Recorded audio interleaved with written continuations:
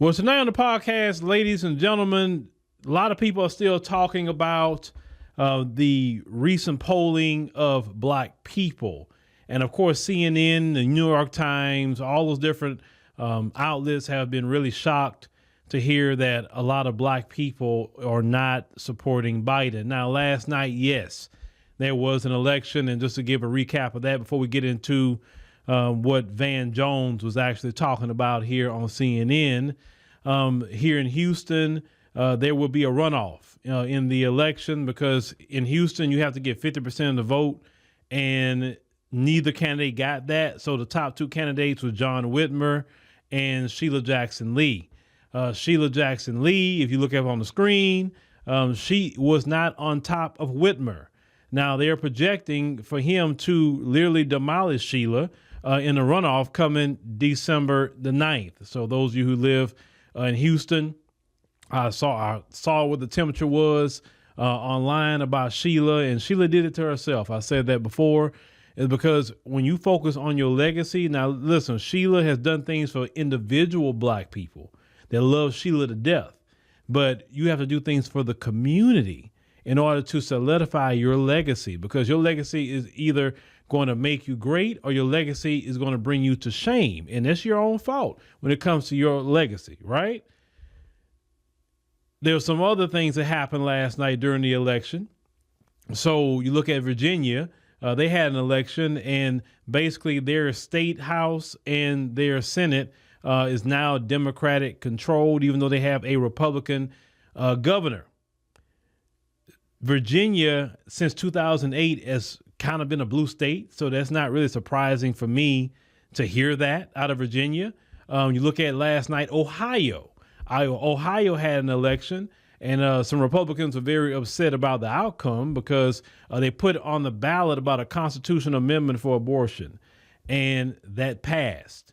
And they also voted for the legalization of recreational marijuana. They also voted for that as well in that election.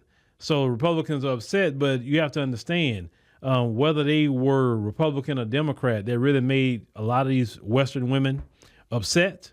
And whether they Democrat or Republican didn't matter. These Western women want access to get rid of their children if they so choose to. You understand? Especially a lot of these women, they got money. Because I did a story about that. Was one brother had worked at Planned Parenthood, and he said that he got to work early one morning because he had just didn't want to be late. And so he went to the parking lot just to sit there. His shift started, I think he said, at 7. He was there, and he saw around 4 a.m. a bunch of blacked out, SUVs showing up and people going to the back. And he's like, what in the world going on here? He said he thought like the feds or something was about to raid it or something. But he said he saw women coming in and out in these blacked out SUVs. He said when he went to kind of look and see, well, he saw a supervisor. He said, shoot, man, we starting work early and I didn't know.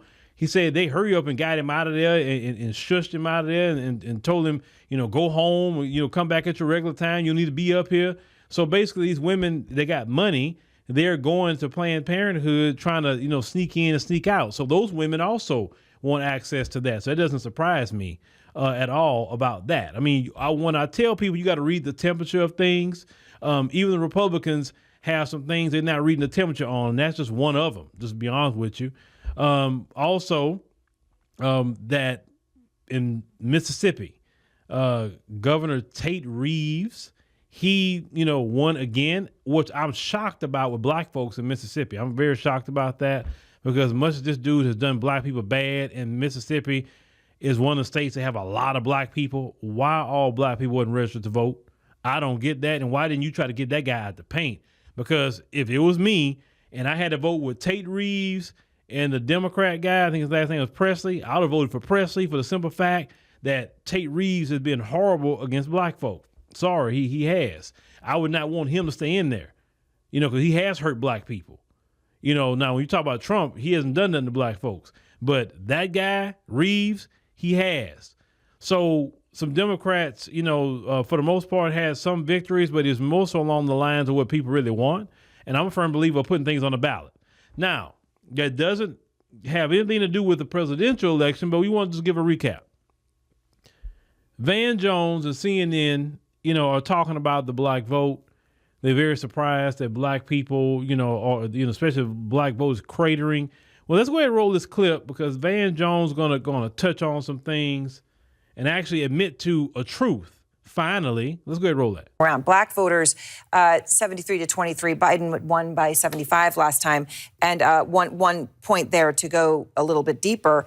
Among black men, Trump actually wins by 3 points in this poll, 49 to 46. Shocking. It's shocking. First of all, overall, the Biden-Harris coalition could be called the Humpty Dumpty coalition right now. Just falling apart.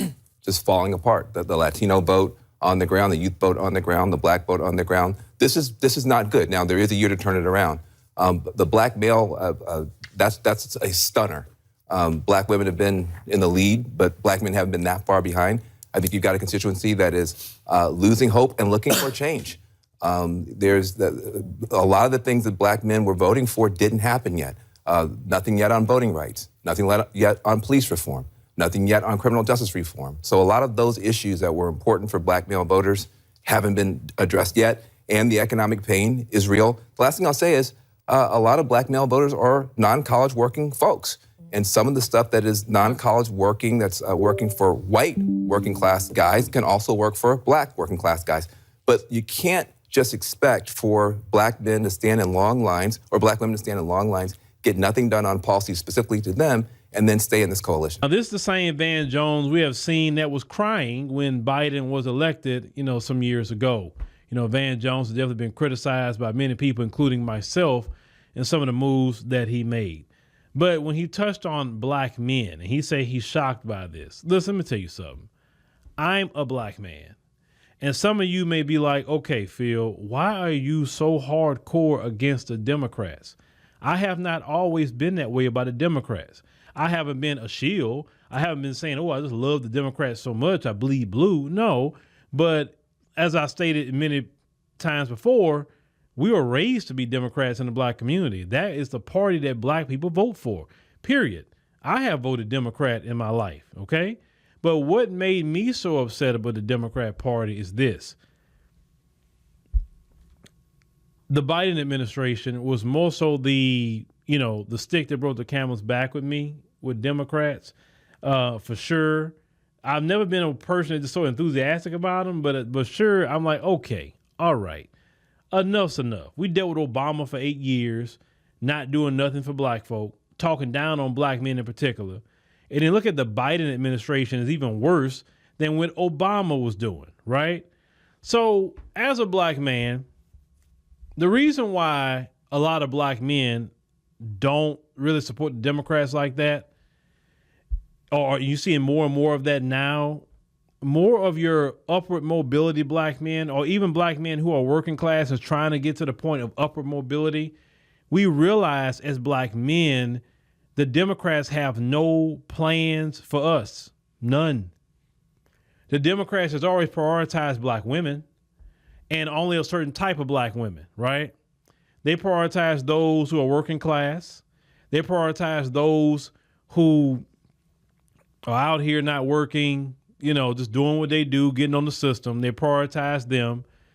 They do prioritize certain black women, not all black women, but the ones that's in the boule. They give them some token positions and things like that, right? The messaging was black women are the backbone of the Democrat Party.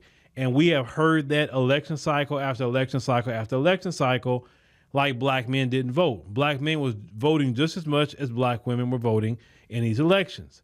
So we always took the collective disrespect from the Democrat Party. I don't put it on black women. I put it on the Democrat Party.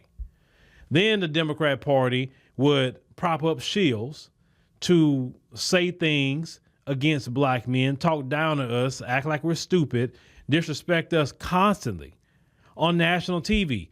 We never seen men of other groups are constantly disrespected by the women in their community at the behest of the Democrat Party. We've never seen that. Men of other groups are respected. They are revered. They are brought policy. What are black people and black men brought? Rappers, court jesters. Let's call it what it is. We brought comedians. Nothing wrong with entertainment. I love entertainment. But when it's time for me to talk politics, I don't want to hear Sexy Red. I don't want to hear Young Thug. I don't want to hear Chris Brown. I don't want to hear Jay-Z. I don't want to hear Beyonce. Stay in your lane. Beyonce do the Renaissance tour, have at it, and we'll support it if that's what we like, right? But I don't want you telling me nothing about politics. I don't, because that's not what you do. And when you do it, it seems like you got paid a bag to do so. So now you're going to use your platform of the people following you to do it. So I really don't respect it because you don't know what you're talking about, because if you actually sit them down and have a political conversation with them, they're going to be like, they're not going to know, because that's not what they do, right? So I'm overhearing entertainers talk to us about politics. I'm over the boule speaking to us about anything when it comes to politics. I really listen to a rapper than a boule, because at least a rapper is actually just doing a job. The boule is literally actively selling us out, because the boule know what the politics are, and they're still selling us down the river so they can get a check, a constant check to keep coming in. So I don't want to hear entertainers. I don't want to hear boule members speaking at all. No, just not going to happen. But when it comes to black men, we have nothing that's being offered to us to get us where we need to be as black men. Black male unemployment is not prioritized. He did mention, criminal justice reform and all of that. I would say qualified immunity was not done. If they would end qualified immunity, it would make these race holders think a little twice before they want to shoot at us 17 times or beat us to a pulp or an inch of our life. The Democrats went in talking about black men, vote for us, we're going to do that. The Democrats didn't do anything. Then when you tell them about it, finger pointing at the Republicans, oh, they did it, oh, the filibuster. But then when it came to the Asian hate crime bill, they removed the filibuster so they can do that. So we got to see you can remove the filibuster anytime you want. It's a Senate rule. It's not a constitutional law. But they do it for who they want to do it for. They didn't prioritize black people whatsoever. Voting rights, I don't care about that. I really don't care about it. Because if I want to vote, I'll go vote. Most people can vote. Even in Republican states, they can vote. You have to have ID. They're not pushing mail-in ballots, but you can vote. So black men are seeing we have been voting, and at toward the end, he pointed that out, that we're coming to vote, and what are we getting out of it? We're not getting anything. Nothing tangible at all. Now, the only thing but some black people are happy with a particular tangible that they get, because you do get a tangible from voting. Now, you may say, what you mean a tangible? Yes, a lot of you for years have gotten tangibles from voting. Let me put this picture up of Al Sharpton. You see on Al Sharpton's chest, it has that I voted sticker. That's the tangibles that you've been getting for voting. Literally. In the last election, that was your tangible. I voted. The migrants come over here, they get all the resources. You get nothing. Do you notice the police don't handle the migrants like they handle you? They can break laws and it's okay, but let you break a small law. They putting the weight of the government on you.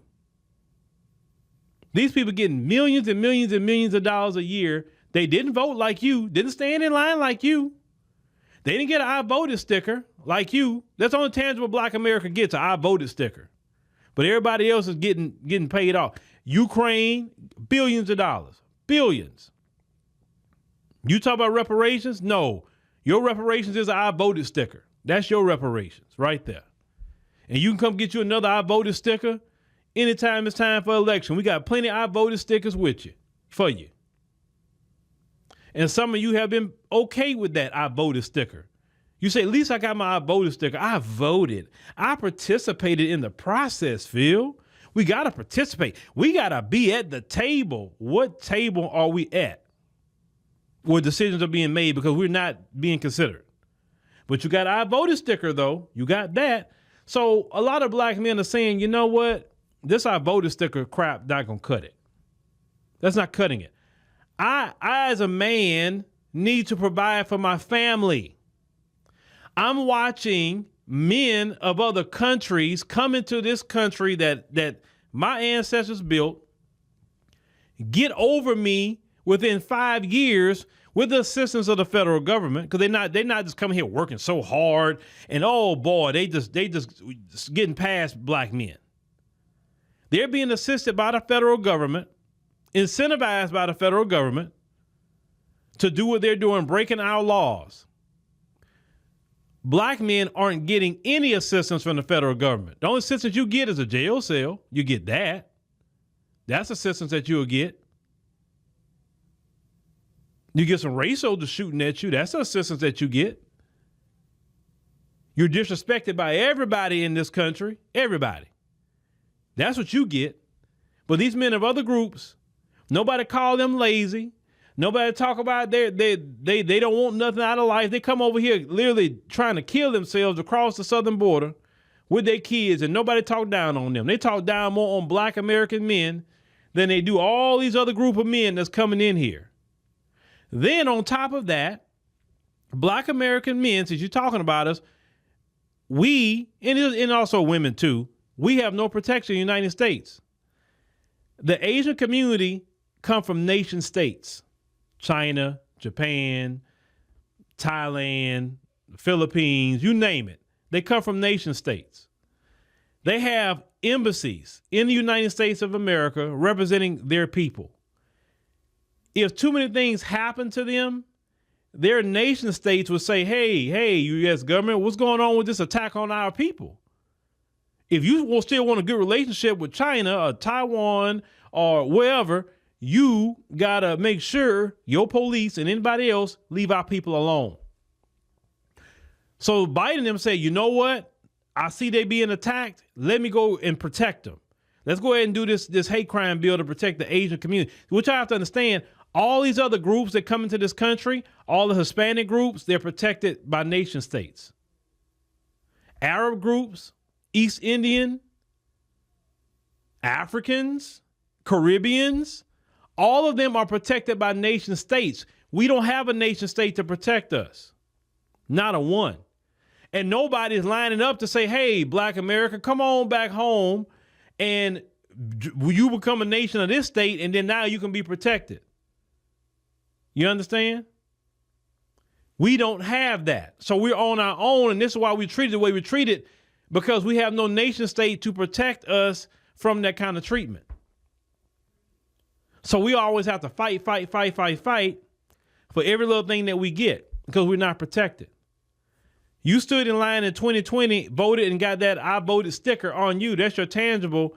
But an Asian community that's protected by nation states got your hate crime bill.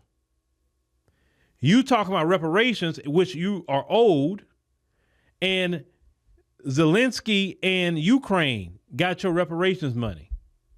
The migrants are getting your local money and your reparations money at the same time. Everybody is getting something off of your vote. But the only thing you got to show for it is a I voted sticker.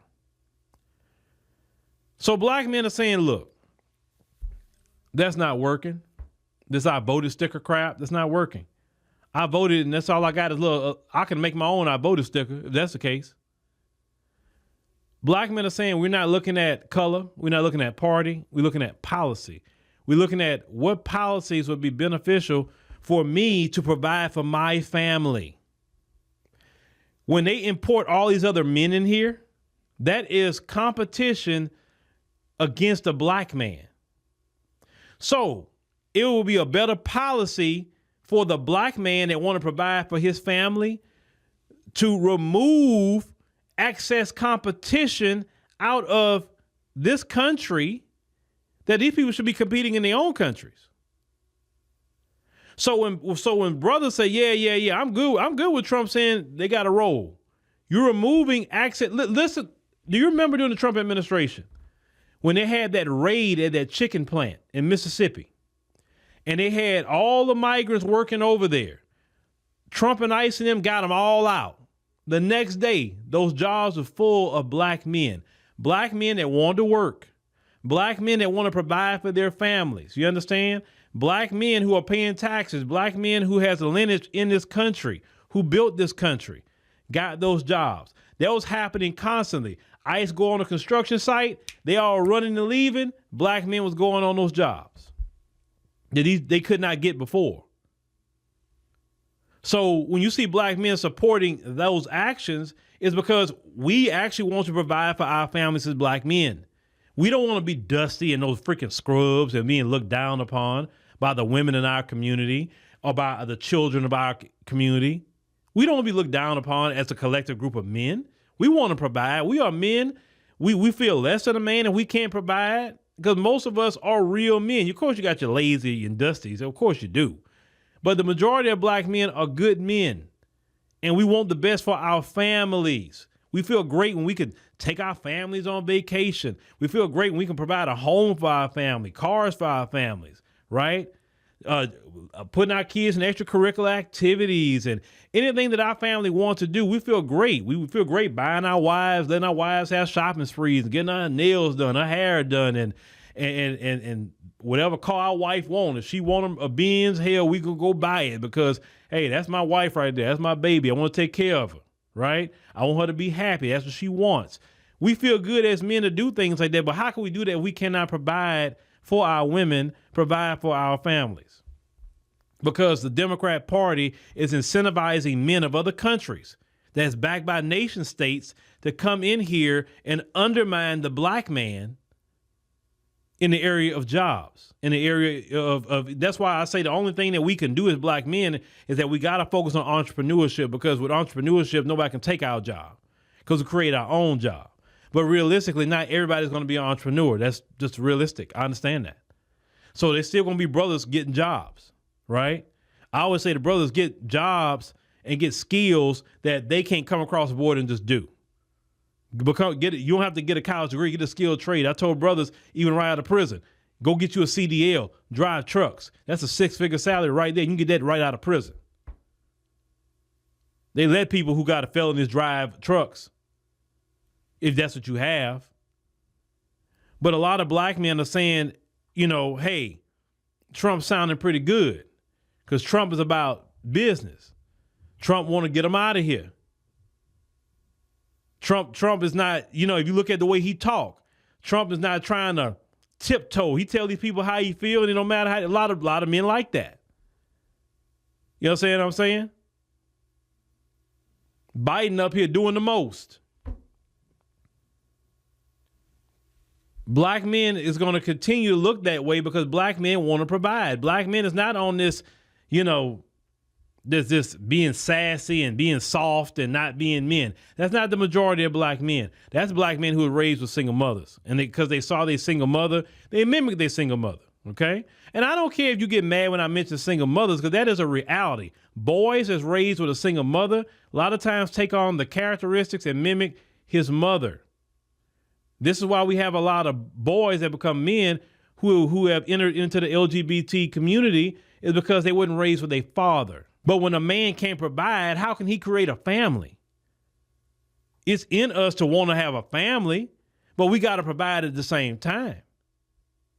So if we as men looking at what's logical for us, what we should do in the area of provision, we seeing all our resources going to other men to get ahead of us. Yeah, we want them out of here. We want them out.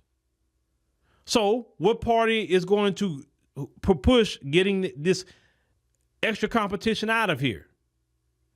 Is going to be Trump, not Biden. Biden opened the floodgates. It's also extra competition for the women, black women, because these other women coming in here is going to be getting your jobs too. And I'm not, you know what I'm saying? I mean, this is extra competition. You live in a capitalist society.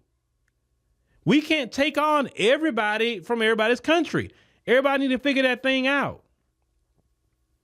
In America, we had to figure it out. In the midst of the greatest terrorism that anybody has ever known, we still figured it out. We still fought and made a way. But this unchecked immigration deal that the Democrats are incentivizing, that people that come from nation states, I'm going to keep repeating the term nation states, who have their own country, their own constitution, their own embassies right here in the United States of America, who have treaties and deals with the United States. They're leaving their place to come up here because they heard they can get some free stuff, and they have been getting free stuff. Why wouldn't you come? Could you really blame them? So this is why a lot of black men say, I'm cool. I'm really cool on the Democrats. And I know it's going to take time for black women to do it, because I hear more black men real, tired of Democrats, but you still got some black women that's hard. But, at the same time, the Democrats have provided, tangibles. They've given resources to black women. They're giving them positions. I mean, they really done a lot for black women. So I kind of understand why black women in a lot of instances still hardcore Democrat. I'm not saying all of them are, but a lot of black women still Democrat. They are. But black men, we have been getting a proverbial finger from the Democrats. Only thing we've been getting is a I voted sticker. We're not protected. We're still mass incarcerated. The guy that wrote the bill to mass incarcerate black men is your president. And unfortunately, some black men voted for him. He should have never became the president. On that alone, they had 17 other Democrats that y'all could have voted for. 17 others. And this the guy you went with? That one? And they were younger Democrats back then. Younger people that wouldn't be 80 some odd years old right now. So Van is right. We're not going to just show up to get a I voted sticker and watching everybody else get the benefit, and all our tangible is our voted sticker. We can't get reparations, can't get jobs, rent too high. It's just ridiculous. Food high, gas is high, clothes that went up, everything that went up except our pay. But when we talk about we need money in the black community, all the migrants getting it.